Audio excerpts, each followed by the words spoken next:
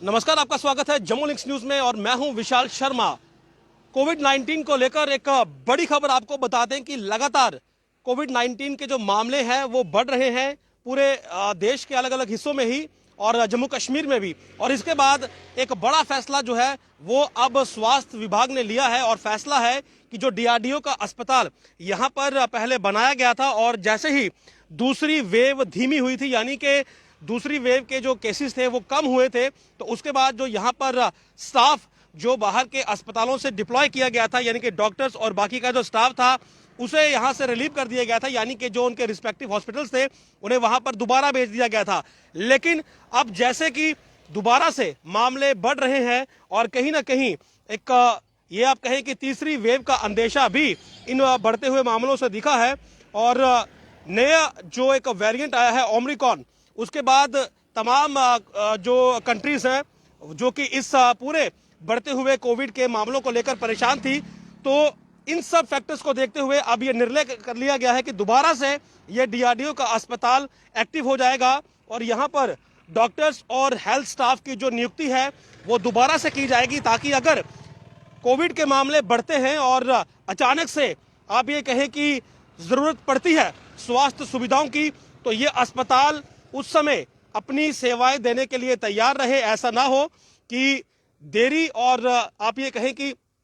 अगर वक्त रहते यहाँ पर स्टाफ ना हो और मामले एकाएक बढ़ जाएं तो फिर आम लोगों को परेशानी हो सकती है। और इसीलिए ये आज फैसला लिया गया है कि यहाँ पर जो स्टाफ है उसे पुनः बुलाया जाएगा और इस बाबत एक खत जो है वो भी जारी किया गया है और उसमें ये डिमांड की गई है कि यहाँ पर दोबारा से डॉक्टर्स की जो नियुक्ति है वो की जाए। यहाँ पर जो स्टाफ है वो अगले 6 महीने के लिए दोबारा से यहाँ पर लगाया जाए। फिलहाल अगर आप देखेंगे तो आपको यहाँ पर जो गेट है और जो दरवाजे हैं वो बंद ही मिलेंगे, क्योंकि यहाँ पर से जो स्टाफ था उसे हटा लिया गया था और जो बाकी के जो हॉस्पिटल्स थे जहाँ से ये स्टाफ बुलाया गया था उन्हें दोबारा वहीं पर डिप्लॉय किया गया था, ताकि लोगों की जो स्वास्थ्य सुविधाएं हैं वो वहां पर बेटर हो। लेकिन अब ओमिक्रॉन जो एक नया म्यूटेंट आया है, जो एक नया वेरिएंट आया है कोविड-19 का, और जिसका पहला मामला आप ये कहें कि संदिग्ध मामला साउथ अफ्रीका से आज लैंड किया है मुंबई में और फिलहाल जो है वो उसे क्वारंटीन किया गया है और उसकी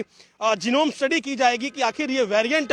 डेल्टा वेरिएंट था, डेल्टा प्लस था या फिर ओमिक्रॉन था। अगर ओमिक्रॉन की बात करें, अगर वो डिटेक्ट होता है तो आप ये समझ लीजिए कि भारत में ये पहला मामला होगा। और ओमिक्रॉन वायरस जो इसका म्यूटेंट है वो एक ऐसा म्यूटेंट है जिस पर कोविड की वैक्सीन भी जो है वो इफेक्टिव नहीं है, तो कहीं ना कहीं बहुत बड़ी चिंता का विषय है। और इन्हीं सब फैक्टर्स को देखते हुए स्वास्थ्य विभाग ने यह फैसला लिया कि इस डीआरडीओ के अत्याधुनिक अस्पताल को जो है वो दोबारा से एक्टिव किया जाएगा। फिलहाल आप तस्वीरें देख रहे हैं, गेट बंद है, केवल सिक्योरिटी गार्ड यहाँ पर है, अस्पताल पूरी तरह से बंद पड़ा हुआ है। लेकिन हो सकता है आज या कल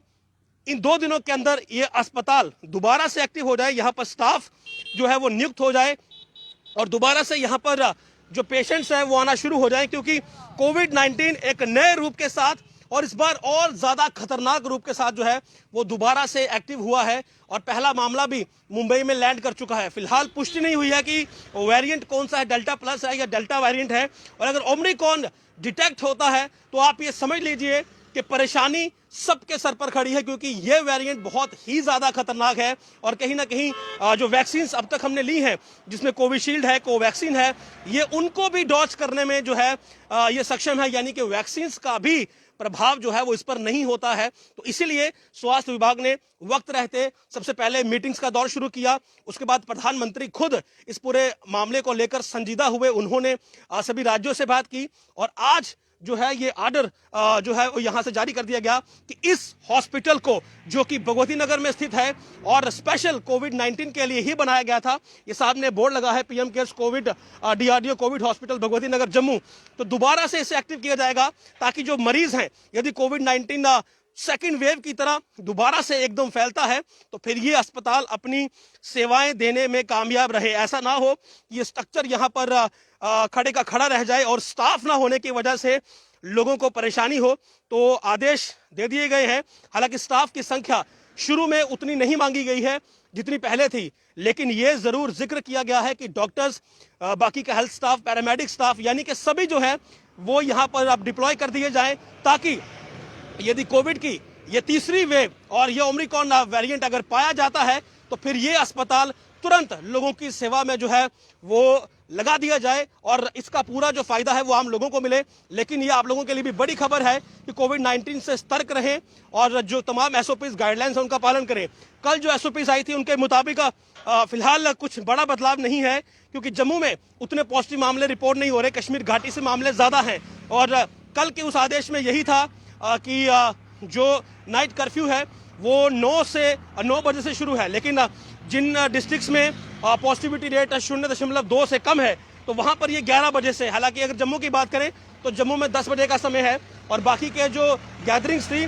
वो भी 25% तक ही रखी गई हैं और बैंक्वेट हॉल के लिए 25% का है जहां पर पॉजिटिविटी रेट कम है। लेकिन इन सभी फैक्टर्स के बीच जो नया अपडेट था वो यही था कि डीआरडीओ का ये अस्पताल दोबारा से एक्टिव हो रहा है। स्टाफ के लिए जो है वो कॉल की गई है कि स्टाफ को यहां पर लगाया जाए, और केवल इसलिए कि कोविड के मामले दोबारा से बढ़ रहे हैं। ओमिक्रॉन वेरिएंट आया है, पहला मामला इंडिया में लैंड कर चुका है मुंबई में, और इस सब के बीच जो मामले लगातार बढ़ रहे हैं उन्हें देखते हुए जम्मू कश्मीर का स्वास्थ्य विभाग अब दोबारा से एक्टिव है और ये अस्पताल भी आज और कल के बीच दोबारा से मरीजों के लिए जो है ये पूरी तरह से तैयार हो जाएगा। और यदि कोविड-19 के मामले बढ़ते हैं तो फिर इस अस्पताल में जो है वो इलाज भी उनका किया जाएगा। और ओवरऑल अपडेट यही है कि कोविड से आप सतर्क रहें, क्योंकि तीसरी वेव किसी भी समय जो है वो आ सकती है। आप देख रहे हैं जम्मू लिंक्स न्यूज़। नमस्कार।